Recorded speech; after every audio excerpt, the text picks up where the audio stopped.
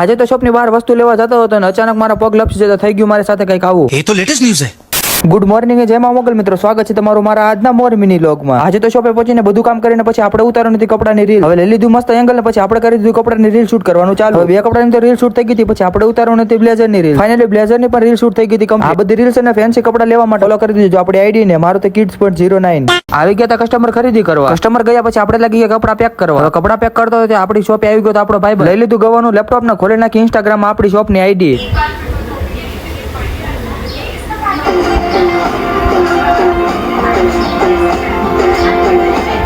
પછી ભાઈબંધને ખબર ન ફટાફટ ખોલી નાખી મારી ઇન્સ્ટા આઈડી ને કરી નાખી મારા બધા જ બ્લોગોમાં લાયકું. वो अलग ही लेवल का बंदा था.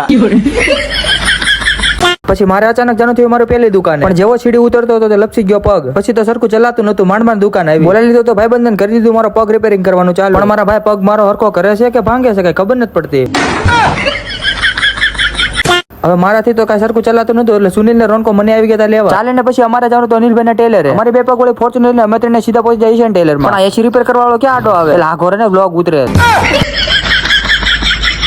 પછી મારો પગ સરખો કરવા માટે બોલાવી લીધો હતા મેં ડોક્ટર જગદીશ સાહેબ ને. એનો પગાર હતો ખાલી મહિનાનો 75 કરોડ. આ ડોક્ટર સાહેબે તો મારા પગનો કલર ફેરવી નાખ્યો. પછી હું નમન આવી ગયા અમારા ઘરની શોપની વસ્તુ લેવા માટે. ફટાફટ લઈ લીધી બધી શોપની વસ્તુ ને અમે ખસકાવી ઘર બાજુ. તો પગ મારો સરખો થઈ ગયો છે તો મળ્યા કાલના વ્લોગમાં, નહીતર પ્રમ દિવસે. તો આજનો મારો વ્લોગ ગમ્યો હોય તો લાઈક ને ફોલો કરી દેજો.